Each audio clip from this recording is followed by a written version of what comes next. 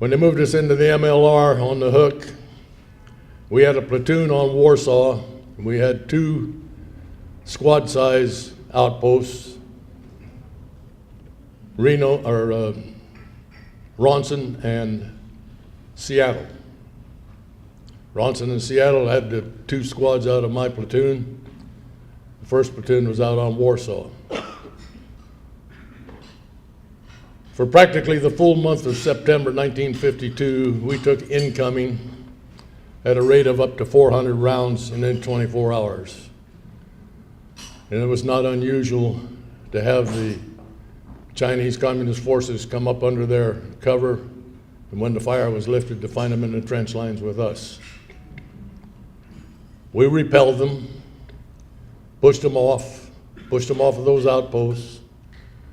But on the night of October the 1st, 1952, the great Chinese offensive started, and they were pounding the tar out of us. They pounded us so hard that the Hook no longer was a hill, it was a crater.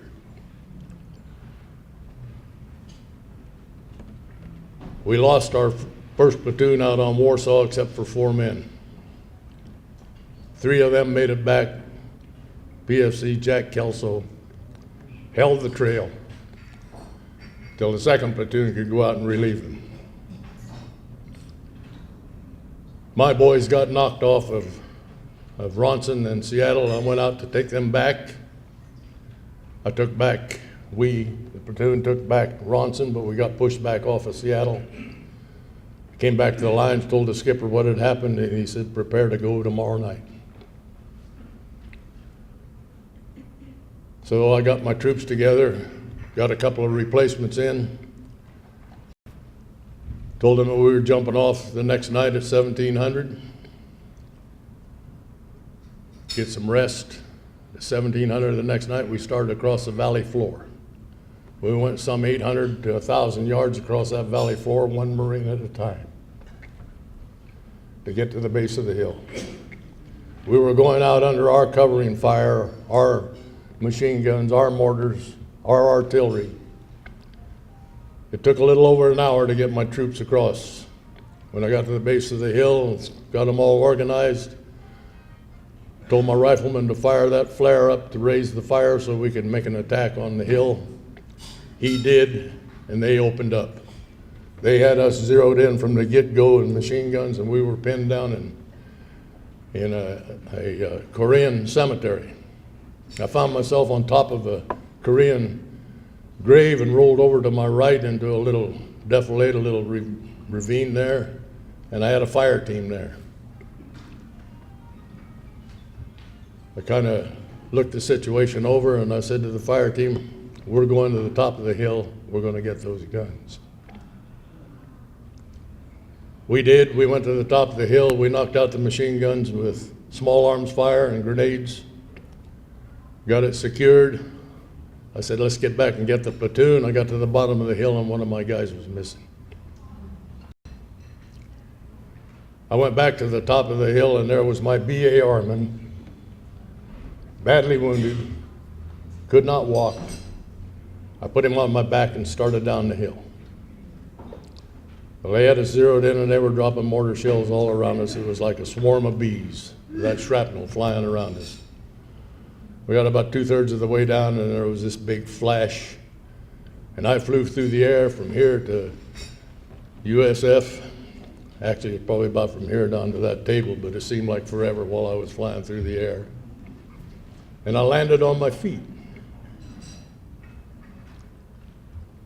Now, every exciting moment in everybody's life, there is a bit of humor.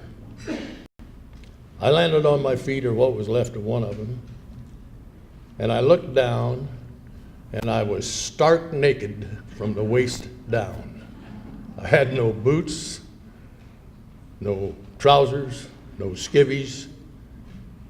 All I had was my flak jacket on the top part of my body, and then I keeled over. Well, I called for the corpsman to come. He got up there and I said, go take a look at Torres. He's up the hill a ways. He's badly wounded. Doc was gone a few minutes. came back and reported that Torres was dead. And he said, I got to try to get you taken care of. So he started pumping morphine into me and bandaged me up as best he could with what he had to work with.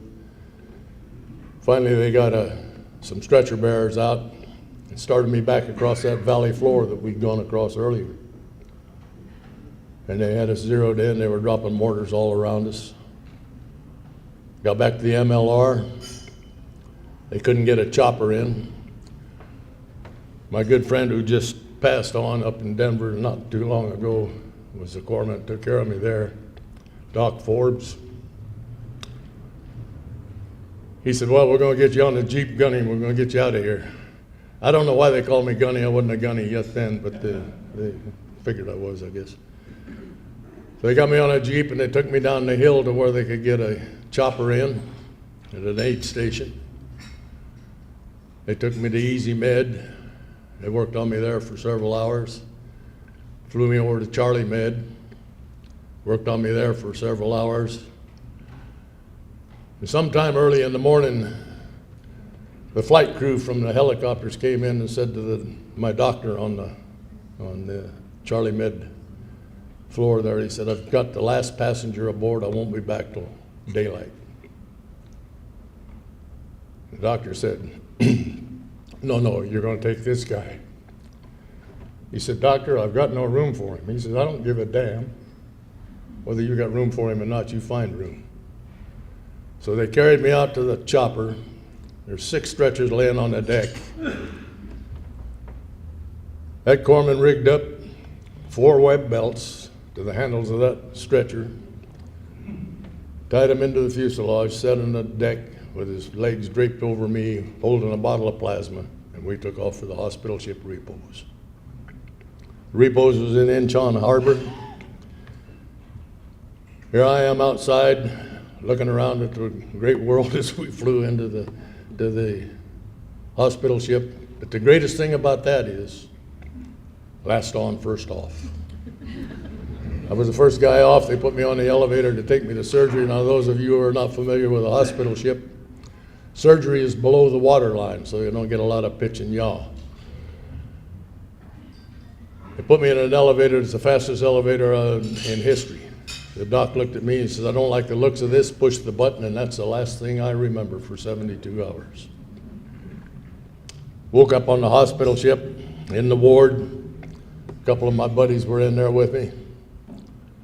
Stayed there for 4 or 5, I guess a week. And then they sailed for Yokosuka. Went down to Japan to Yokosuka to the Naval Hospital. They offloaded me off the top deck of that hospital ship, and that is the furthest I've ever been without a parachute. I thought I would never get from the deck of that ship to the dock, but they lowered me down and got me on an ambulance and got me into Yokosuka, redressed my wounds, and I stayed there for about 10 days, going in and out of serious, critical, and so forth situations. That wife of mine would get a telegram sometimes twice a day, one saying I was critical, one saying I was unchanged, one saying I was really bad, one saying I was good. She didn't know what the hell was going on. Finally, they flew me out of there and back to Oak Knoll Naval Hospital. It used to be in 94th and MacArthur up there in Oakland. I stayed there for 8 months recuperating. Now, the upshot of all of this that I've told you was a trauma that cost me my right leg, below the knee, a finger on my left hand, a large part of the lower part of my body,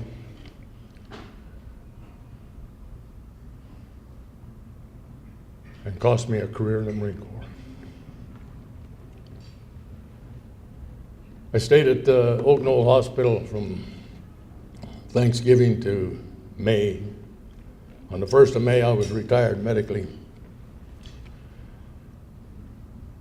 And now we'll get to the part about how you wonder why they called me a gunny.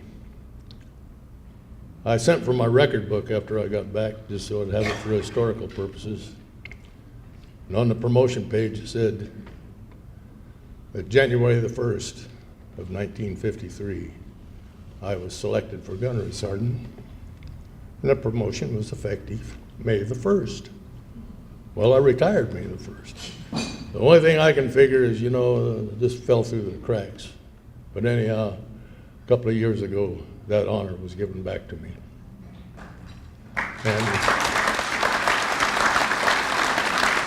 So to our heroes, to our ambassadors for peace, please, ladies and gentlemen, to give a big round of applause.